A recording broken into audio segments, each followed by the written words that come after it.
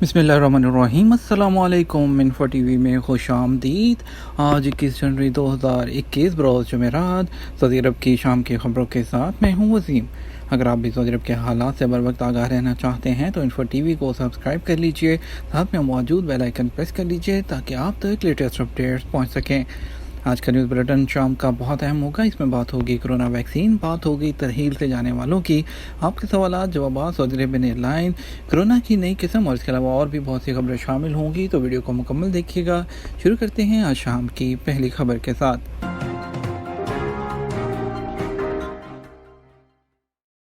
Corona vaccine کی پہلی خوراک کے لیے نیا شیڈول جاری کر دیا گیا۔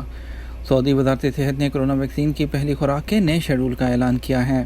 فائزر ویکسین سعودی عرب سمیت دنیا کے مختلف ممالک کو مقررہ وقت پر نہ ملنے کی وجہ سے شیڈول میں تبدیلی کر دی گئی۔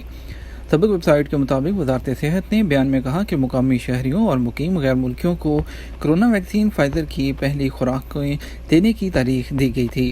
کرونا ویکسین بنانے والی کمپنی نے سعودی عرب سمیت دنیا کے تمام ممالک کو مقررہ وقت پر ویکسین فراہم نہیں کی۔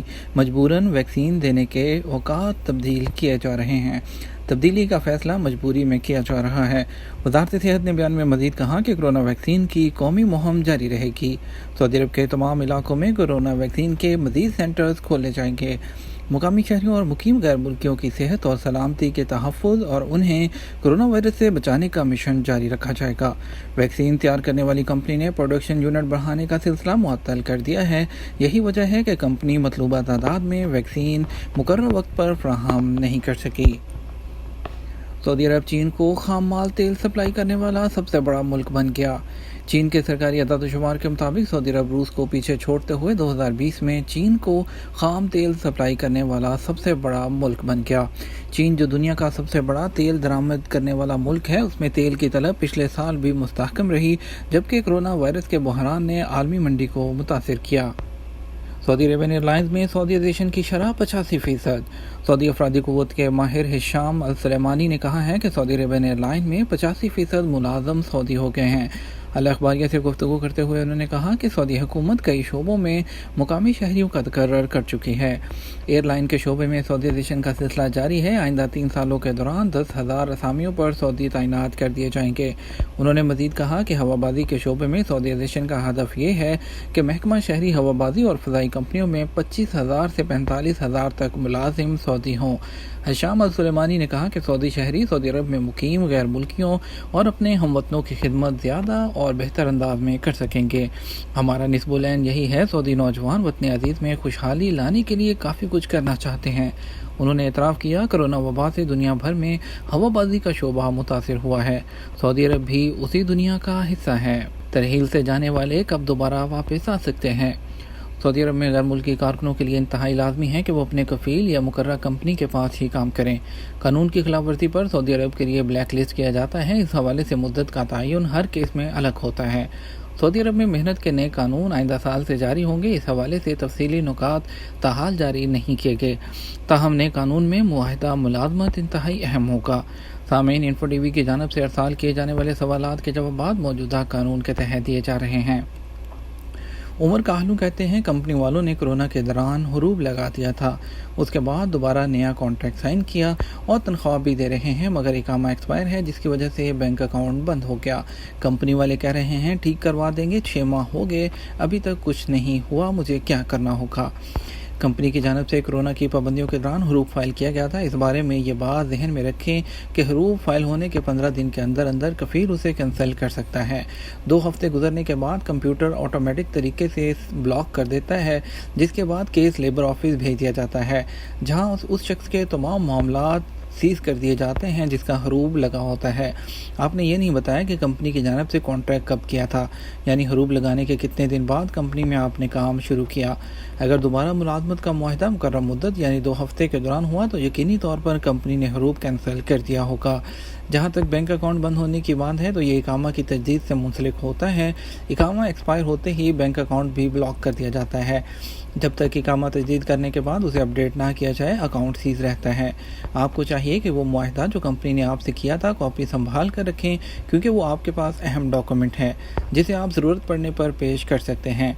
याद रखें, इकामा की तजदीद कंपनी की जिम्मेदारी है। अगर कंपनी की गलती की वजह से एक्सपायर हुआ है तो इस पर आयद होने वाला जुर्माना भी कंपनी को अदा करना होगा।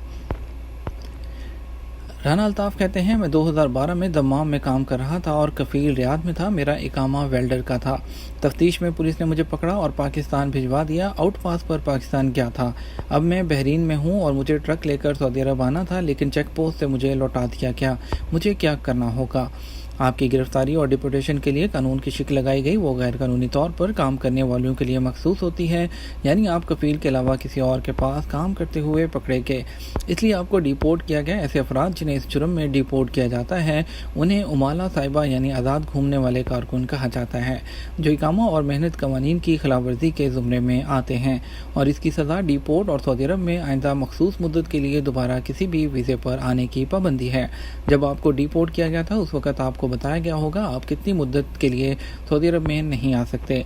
आप बहरीन में जिस कंपनी में काम करते हैं उनके एचआर से रब्ता करें ताकि वो सऊदी पासपोर्ट महकमा जवाज़ात को ईमेल पर आप पर आयद पाबंदी का दुरानिया मालूम कर सकें। कोरोना की जो वबा है, बरतानिया से फैलने वाली नई किस्म की 60 ममालिक में मौजूदगी का इंकशाफ। हाल ही में कोरोना वायरस की बरतानिया में पाई जाने वाली नई किस्म की अब 60 ममालिक में मौजूदगी की तस्दीक हो चुकी है।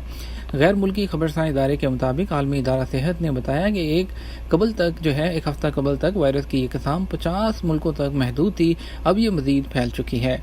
इसी तरह जनूबी अफ्रीका में भी हाल ही में कोरोना की एक नई तब्दील शुदा किस्म दरियाफ्त हुई।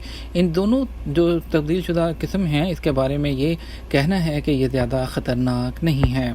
86% ख़वातीन गाड़ी में सीट बेल्ट की पाबंदी नहीं करती। सर्वे ताज़ा तरीन जायजे से पता चला है कि सऊदी अरब में 86% ख़वातीन गाड़ी में सीट बेल्ट की पाबंदी नहीं करती। ख़वातीन के मुकाबले में मर्द सीट बेल्ट के हवाले से ज़्यादा पाबंद हैं। अखबार 24 के मुताबिक जायज़ा नेशनल गार्ड के मातहत हस्पतालों से रजू करने वाले शहरियों के साथ किया गया। 2017 से 2019 के दरमियान 5000 से ज़्यादा ड्राइवरों सवारियों से हिफाजती बेल्ट की पाबंदी के हवाले से सवालात किए गए थे। सऊदी फिल्म कमीशन का 28 प्रोजेक्ट पर काम शुरू करने का ऐलान। सऊदी फिल्म कमीशन ने फिल्मों से मुतल्लिक 28 मंसूबों के लिए 4 करोड़ रियाल के एक और मुआहदे पर दस्तखत किए हैं।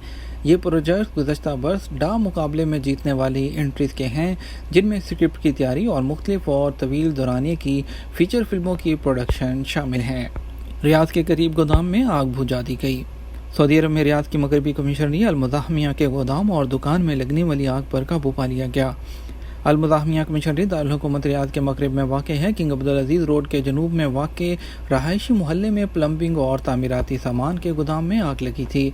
अलवतन अखबार के मुताबिक शहरी दफा, पुलिस, ट्रैफिक, बल्दियाती कौंसल और हलाल अहमर के एहलकारों ने आग बुझाने की कार्रवाई में हिस्सा लिया। जद्दा में लाखों रियाल के केबल चोरी, 13 गैर मुल्की गिरफ्तार। सऊदी अरब में पुलिस ने जद्दा में केबल चोरी करने वाले 13 गैर मुल्कियों को गिरफ्तार किया है। पुलिस तर्जुमान मोहम्मद अलगामदी ने बताया, इनमें 11 पाकिस्तानी, 1 इंडियन और 1 सूडानी शामिल है। ये उम्र के तीसरे अशरे में शामिल हैं। सऊदी खबरसां इदारे एसपी के मुताबिक तर्जुमान का कहना है कि केबल चोरों को जद्दा पुलिस ने गिरफ्तार किया। एक ज़ेरे इमारत से एक इलेक्ट्रिक केबल और कॉपर काटने वाले आलात चोरी कर रहे थे। इन तमाम अशिया की कीमत 18,80,000 रियाल के आसपास थी। चोरी की वारदातें जद्दा में मुख्तलिफ मकामात पर की गईं। गैर मुल्की गिरोह में शामिल तमाम 13 अफराद को हिरासत में लेकर मुकदमा दर्ज कर लिया गया और उन्हें कानूनी कार्रवाई के लिए पब्लिक प्रोसिक्यूशन के हवाले कर दिया गया। सऊदी ख़ानदान बिजली पर कितनी रकम खर्च करते हैं। सऊदी महकमा शुमारियात ने कहा कि 34% सऊदी ख़ानदान अपनी आमदनी का 5 से 10% हिस्सा बिजली पर खर्च कर रहे हैं। अखबार 24 के मुताबिक महकमा शुमारियात की रिपोर्ट में बताया गया कि 23% ख़ानदान ऐसे हैं जो 11 से 15% तक अपनी आमदनी का हिस्सा बिजली पर खर्च कर रहे हैं, जबकि 7% ऐसे ख़ानदान हैं जो अपनी आमदनी का 20% हिस्सा इस मद में लगा रहे हैं। ये था हमारा आज का न्यूज़ बुलेटिन। मज़ीद खबरों के लिए आप रात 12 बजे का न्यूज़ बुलेटिन देखिएगा। इसके साथ हम आपसे इजाज़त चाहेंगे। वीडियो को लाइक और शेयर कीजिएगा। आपके कीमती वक्त का शुक्रिया। अपना ख्याल रखिएगा। अस्सलामु अलैकुम।